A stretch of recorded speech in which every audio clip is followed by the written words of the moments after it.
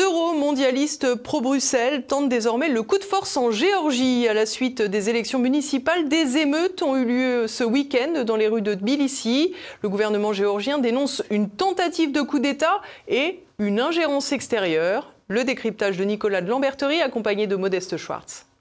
Une fois de plus, les manifestants pro-Bruxelles en Géorgie tentent le coup de poing et le mini-Maïdan dans les rues de Tbilissi, la capitale géorgienne. Ce pays du Caucase, ancienne république soviétique, a toujours été depuis son indépendance au début des années 1990 un point de tension entre la Russie et le monde occidental, avec un investissement assez lourd des réseaux d'ONG occidentales en Géorgie depuis plusieurs décennies. Ces dernières années, il semblait pourtant que le parti du rêve géorgien, au pouvoir depuis 2012, prenait tranquillement le chemin de l'Union européenne, le pays recevant même le statut officiel de pays candidat à l'adhésion.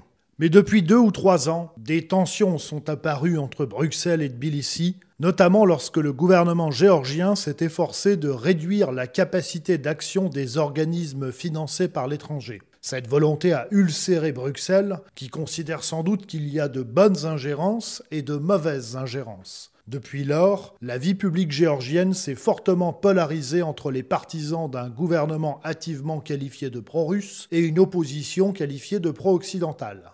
En Géorgie, l'équation électorale est assez simple. Ce que l'opposition, soutenue à bout de bras par Bruxelles, a à offrir, ce sont d'une part des bourses généralement accordées par les ONG de la galaxie Soros à une mince couche d'activistes vivant pratiquement tous dans la capitale Tbilissi. D'autre part, une exemption de visa vers la zone Schengen permettant à ces mêmes activistes d'utiliser les services de l'aviation low cost pour aller jouir des délices de la nuit berlinoise en toute simplicité administrative. Face à cette opposition, ce que le système en place, c'est-à-dire le pouvoir du parti Le Rêve géorgien du milliardaire Bidzina Ivanishvili a à offrir, ce sont depuis 2022 des taux de croissance à 2 chiffres. Ces taux de croissance à 2 chiffres s'expliquent d'une part effectivement par le contournement des sanctions frappant la Fédération de Russie, mais aussi par la présence en Géorgie, avant tout à Tbilissi, d'à peu près 200 000 Slaves de l'Est, à la fois ukrainiens et russes, et ce, pendant que le Premier ministre Irakli Kobakhidze,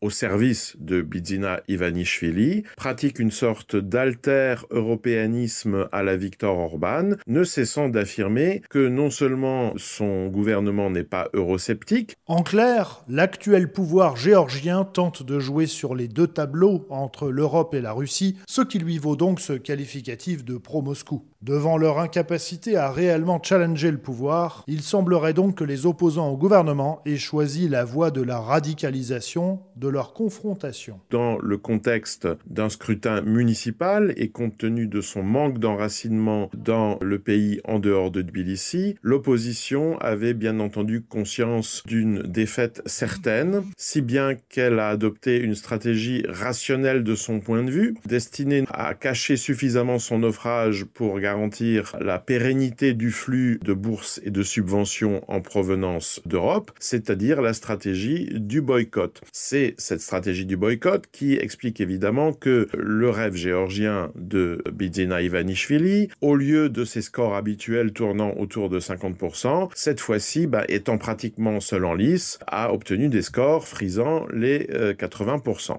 On pourrait considérer cette stratégie du boycott déjà en soi comme une forme de radicalisation de l'opposition géorgienne, après quoi, néanmoins, s'est produit ce qu'on pourrait appeler une radicalisation dans la radicalisation, lorsque les manifestations convoquées par l'opposition à Tbilissi ont dégénéré, notamment sous la forme d'une tentative d'occupation du palais présidentiel qui s'est soldée par quelques dizaines de blessés, à la fois dans les rangs de la police et chez les manifestants. Cette radicalisation est d'ailleurs peut-être ce que le système Ivanishvili avait cherché à obtenir. En effet, ce type de stratégie est fortement susceptible de refroidir une partie de l'opinion publique géorgienne, qui est défavorable au pouvoir, mais qui récuse les méthodes violentes d'une partie de l'opposition, mobilisée en ce sens par l'ancien président géorgien actuellement en prison, Mikhail Saakashvili. C'est peut-être ainsi qu'il faut interpréter le tweet de l'ancienne présidente du pays, la franco-géorgienne Salomé Zourabichvili, qui affirme que l'attaque du palais présidentiel géorgien est une provocation organisée par le pouvoir. Face à cette thèse en l'état difficilement vérifiable,